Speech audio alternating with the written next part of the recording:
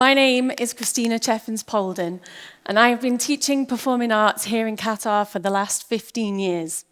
I'm performing in one form or another most of my life, although this today is a first. I'm currently a teacher of performing arts at the Swiss International School, and it is here, through a partnership with Qatar Foundation, that SISC were given the opportunity to take part and participate in an amazing show along with other QF schools called Showtime. I would like to share my experiences of participating in this amazing show with you today, and also to talk a little bit about the benefits of arts for children and for adults. So Showtime is led and orchestrated by a professional musical theatre company called Chris Piper Productions, a theatre and television production firm from the UK.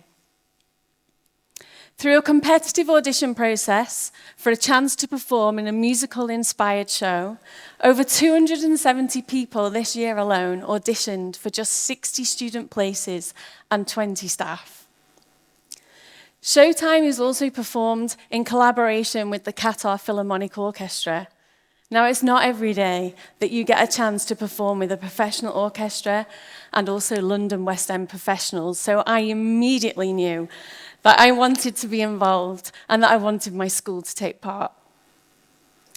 My first year performing with Showtime was last year, just as we were coming out of the pandemic and lockdowns, and I remember going to the rehearsal and watching the team, which was then with Chris Piper, a father and daughter duo, Steve and Jane Griffith, and how they worked with the students and the staff and the adults was just, I watched them in absolute awe.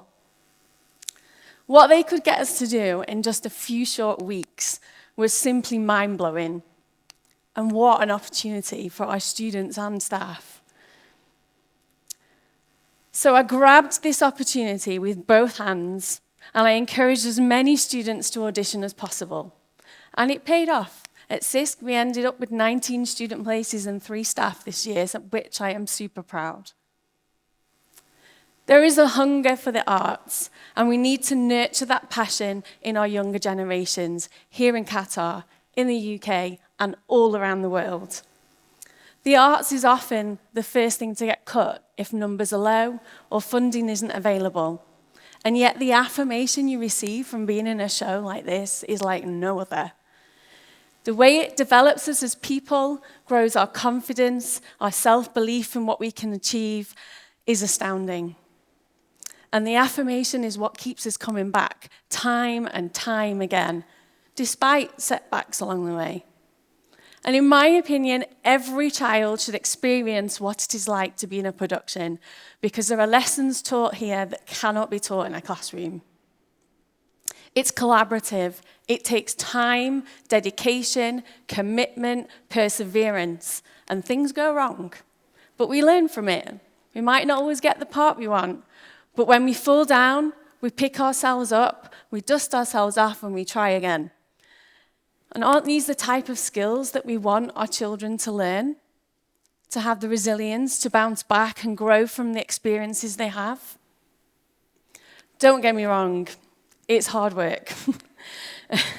And the rehearsal schedules are grueling, but the results at the end are so worth it. And that's why I'm here today, to tell my story, to hopefully inspire others, and to show that anything is possible when you put your mind to it. This kind of experience is utterly priceless. To explain to you today just what an impact Showtime had on my life, I will start by telling you a little bit about my background and give you some context and hopefully an understanding of how important initiatives like Showtime and other productions are for both young people and adults like me. I've always been involved in the arts. And as a child, I focused on music, specifically the oboe. I'm playing there with Dad in the garden. He's on his violin. And it was what my parents wanted, especially my father, as he immersed me into the world of classical music, regularly taking me to music concerts. And I can remember and have vivid memories of watching The Last Night of the Proms live on the BBC television every single year, We would listen to renditions of famous pieces like the Radetzky March, which was my dad's personal favourite, and Land of Hope and Glory, that's become a patriotic tradition in the UK. I remember watching orchestras like the Vienna Philharmonic, traditionally an all-male orchestra, at the annual New Year's Day concert, and that is still televised today. And I vowed I would be the first woman in that orchestra. I didn't quite make it to the Vienna Philharmonic, but it did encourage me to audition and play in my county youth orchestra, to pursue music at school, and then on to university where I got a Bachelor of Music degree. As much as I always loved classical music and still do, my first experience that I can remember of musical theatre is being mesmerised by singers and the agility of the dancers at Andrew Lloyd Webber's Cats the Musical. And then being moved to tears from the emotion of stories like in West Side Story, based on Shakespeare's Romeo and Juliet. In fact, it was West Side Story that was my first school production that I can remember. And I remember sitting in the orchestra pit as a middle school student, looking up at the stage, thinking, oh, I wish I was up there. But no, I was in the orchestra pit. It wasn't until years later that I would realise my ambition to be on stage as an actress. When I finally took the plunge in my mid-20s and joined my local amateur dramatic society in Manchester. I had no formal training in acting at this point. I had done a bit of dance, you can see in ballroom and Latin, and of course I had my formal music training. So I performed in a number of musicals with this society, and then I remember thinking, you know what, it's time, I'm going to go for a lead role. So My Fair Lady was the musical. I learned the lines, learned the audition song, or so I thought. Went into the audition, totally blanked, burst into tears, and hence I didn't get the part. But I was back in the chorus, and there I am. Now, I often tell my students this story, especially when they're nervous to go on stage, just to show them that it happens to all of us, even as an adult. I mean, I couldn't believe it. I was like, what was going on? I'd been performing all my life. So it was when I was performing in My Fair Lady that my biggest life disaster happened. A life-changing disaster. I was crippled with rheumatoid arthritis at the age of 28. It was show week, and I couldn't get up in the mornings. My joints were swollen and really painful. In fact, within the next 3 months from then, I was so crippled and debilitated I couldn't walk. My hands were stuck like this. And I couldn't even make myself a cup of tea or get dressed without my mum's help. Thank you, Mum. In all honesty, I thought I'd never walk again. Never mind dance or play instruments. It took 2 years of countless trips to hospitals to see specialists, doctors, trying different medications until they found the right dose that would give me some kind of normal life. They told me if it had been 20 years earlier, that I would have been in a wheelchair for the rest of my life. But it's okay, they said. Medication's moved on, we will find the right one. But it was very hard to believe at the time. And I really thought my theatre and music days were a distant memory. However, things did get better. I'm standing here today.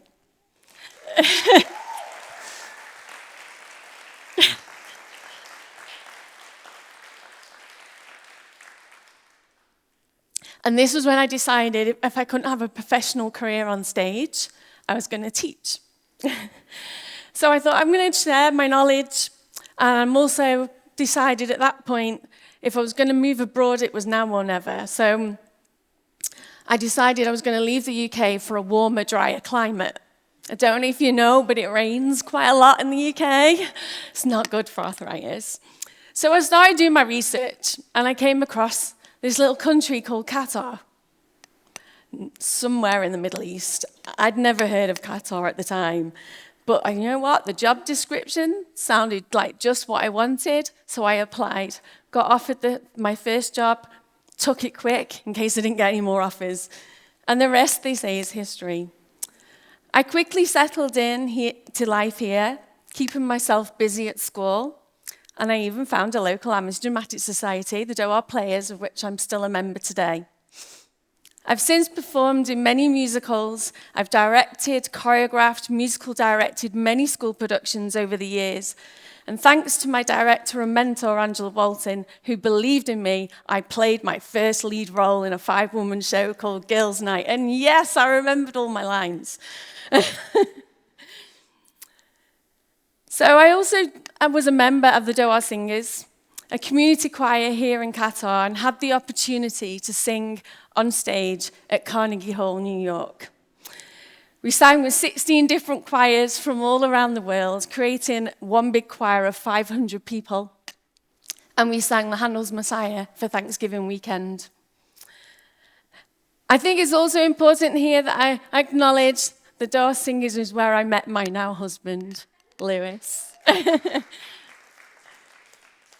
There's no denying that there's lots of opportunities here in Doha for the arts, and I think it's important to share these experiences so that we keep it alive. The arts can change lives, and Showtime is no exception. It changed mine. Even though I've been teaching for years, Showtime still had the power to make a massive difference in my life. It gave me a little taste of what it might have been like to have a professional career on stage, because it was that professionally done. And I thought I would never even come close to that with my disability. And after the pandemic, and I had a severe relapse where I couldn't walk, and not performing for so long, Showtime reignited that fire in my soul and that passion and love for performing. And wow, they gave me solos and encouraged me as well. Standards were high and rehearsals were grueling. There were times where I was almost in tears from pain, fatigue, but if I've said it once, I have said it 1,000 times. When I went to rehearsals, I felt like I was coming home. I was with people from all different cultures and backgrounds, but we all shared, I'm going to start again, that one love of performing. In fact, some of my Showtime family are here today. And if it can do that for me at 45 years old, imagine what it can do for our children and the future of tomorrow. And now more than ever, coming out of a pandemic, dealing with mental health issues that many are facing, we need the arts to express ourselves now more than ever. The arts develops thinking skills, encourages us to be quick thinkers, teaches us to deal with anxiety, boosts our self-confidence, helps us to express our emotions and see the whole world in a whole new way. For me, the most joy comes from when you get that one student who's perhaps been having a bit of a hard time at school, they struggle to make friends or to fit in, and then they take that risk and they join the school production and they find their voice. When students commit to that rehearsal process, demonstrating a dedication I've only seen similar in sports, the magic happens. There are so many success stories I could share with you where the arts have made a difference. Even at my wedding last year, I had a table of guests who by no coincidence were some of my ex-students, all of whom had kept in touch, all have been in the school productions and heavily involved. And they remembered these productions after leaving school, and we'd still talk about them and reminisce through a bond that can never be broken. At Showtime, I remember watching the students in rehearsal one day and just smiling from ear to ear. I was so proud of what they'd achieved, and that was quite early on in the process. By opening night, the atmosphere backstage was absolutely electric. This year, one of the biggest success stories came when Chris, our amazing director, was sat in the audience with some of the staff, whilst our fabulous conductor, Matt, rehearsed specific songs with the orchestra and some of the students for the first time. And a little Filipino girl walked on the stage. She was tiny, but she was actually 17 years old and in her final year at school. She walked on stage and sang Hopelessly Devoted from Greece with the most angelic, pitch-perfect voice you could possibly imagine. And Chris looked at us and said, She's my biggest success story this year. And he went on to explain that last year she hadn't auditioned because she was new to the school, she was really struggling to find her way and to fit in, and she had no confidence. And then a teacher heard her sing and convinced her to come this year. Well, she was the one after the show that many, many people were talking about and how amazing her performance had been. In participating in Showtime, she found a group of like-minded people who shared the same passion, the same love for performing, and she flourished. She found lifelong friendships, a newfound confidence to have belief in herself and what she could achieve. And these are the stories we need to shout from the rooftops to keep the arts alive and well in our schools, in our communities.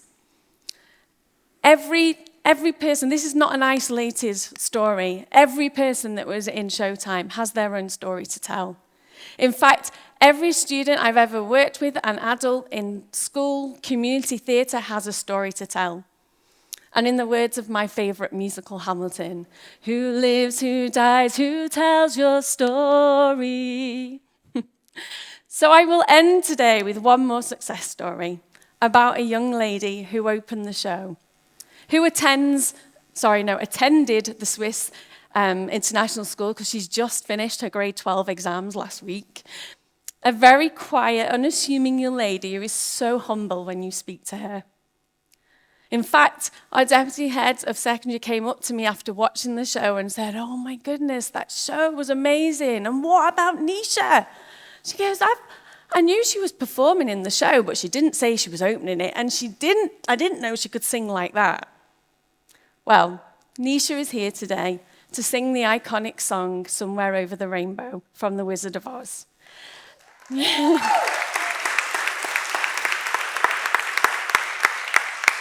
A song about hope and a hope for a better time and a better tomorrow. It's been covered by so many people over the years, of course, Judy Garland, Eva Cassidy, just to name a few, all who've faced their struggles and hoped for better times. And Nisha is no exception. She's faced her own difficult times, but I think you'll agree she sings the most beautiful rendition of the song. Please welcome Nisha Christie.